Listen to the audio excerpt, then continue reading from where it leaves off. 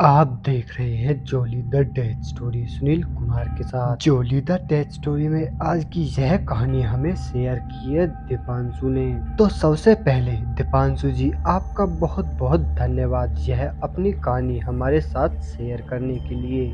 दोस्तों आज की इस कहानी में आगे बढ़ने से पहले अगर आपने हमारे चैनल को अभी तक सब्सक्राइब नहीं किया है तो कर लें, साथ ही बेल आइकन में दबाना भी ना भूलें ताकि हमारे आने वाले वीडियोस की नोटिफिकेशन आपको मिलती रहे। तो चलिए बढ़ते हैं आज की इस कहानी की ओर। भूपेश जी बताते हैं कि यह घटना मेरे साथ सन 1986 में फैली एक महामारी के चलते हुई थी, जब मैं देर रात उस स्टेशन पर अपने मामा जी के घर जाने के लिए ट्रेन के आने का इंतजार कर रहा था।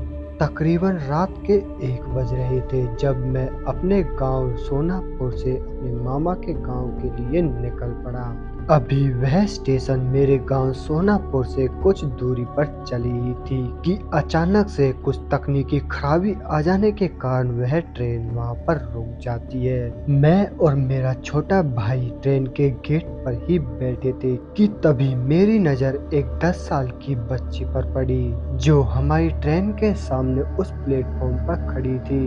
वह 10 साल की बच्ची पानी की बोतल बेच रही थी कि तभी मैं अपने छोटे भाई नन्नू से पूछने लगा, नन्नू प्यास लगी है क्या, पानी लूं तेरे लिए?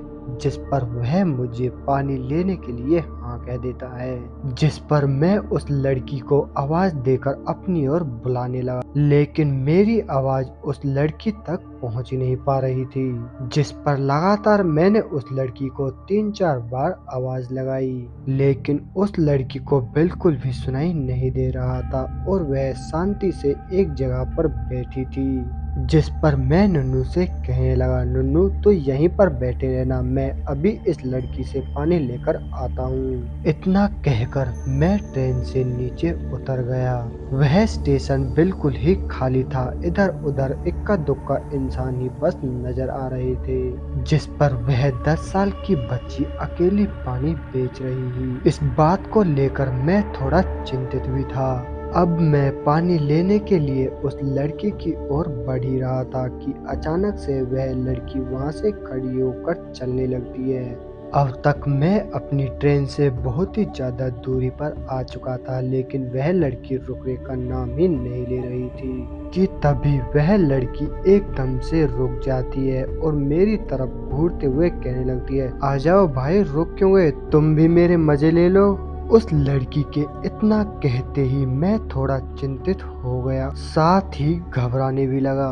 देखते ही देखते मेरी आंखों के सामने उस लड़की का हुलिया बदलने लगा। उसके पहने हुए कपड़े अचानक से फटने लगे और उसका शरीर मेरी आंखों के सामने लहूलुहान हो गया, जिसे देखने के बाद मेरे पैरों तले जमीन खिसक गई और डर के कारण मैं वहीं पर बेहोश हो गया। और जैसे ही मेरी आंख खुली तो मैंने दोबारा से उस लड़की को अपने सामने पाया, जिसे अपने सामने पाया देख मेरी चीख निकल गई कि तुरंत उस लड़की ने मेरी आवाज को दबा दिया, जिसके बाद मैं चाहकर भी अपने मुंह से आवाज नहीं निकाल पा रहा था। लेकिन अब वह लड़की किसी भयानक रूप में नहीं बल्कि अपने असली रूप में मेरे सामने खड़ी थी, साथ ही मुझसे यह भी कह रही थी कि मैं तुम्हें नहीं मारूंगी और बिना चोट पहुंचाए ही मैं तुम्हें यहाँ से जाने दूंगी, बस तुम शांत हो जाओ। उस लड़की के इतना कहते ही मैं थोड़ा शांत हो गया कि तभी वह लड़की जोर जोर से रोने लगी और रोते हुए वह मुझसे कह रही थी कि कुछ सालों पहली बात है जब मैं और मेरी मम्मी यहाँ पर पानी बेचा करते थे कि एक रात हम बहुत ही ज्यादा लेट हो गए, लेकिन खाने के लिए हमारी एक भी बोतल अभी सुबह से शाम तक नहीं बिकी थी, लेकिन 11 बजे वाली ट्रेन अभी आनी बाकी थी जिसका हम इंतजार कर रहे थे। 11 बजते ही वह ट्रेन आ गई और उस ट्रेन के जाते ही कुछ लोग उस स्टेशन पर आ गए और हमारी तरफ बढ़ने लगे और उन सभी लोगों ने हमारे साथ बहुत ही बुरा किया, जिसके बाद हम दोनों ने इसी ट्रेन की पटरी के नीचे आकर अपनी जान दे दी।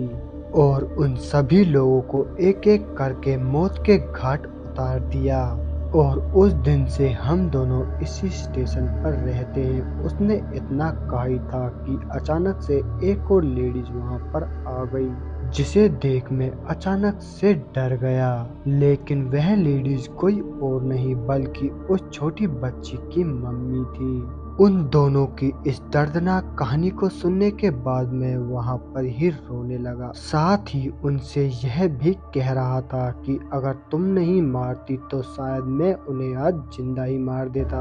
कि तभी वो दोनों मेरे तरफ आने लगती है और मुझे गले लगाकर वहां से गायब हो जाती हैं। तो दोस्तों, आज की इस दर्दनाक कहानी में बस इतना ही। आपको यह कहानी कैसी लगी हमें कमेंट करके जरूर बताएं, क्योंकि उस घटना के बाद मैं आज तक इस कहानी को नहीं भूल पाया हूँ। मैं आपका दोस्त सुनील कुमार मिलता हूँ आपसे बहुत जल्द एक और ऐसी ही सच्ची घटना के साथ। तब तक के लिए बाय एंड टेक केयर।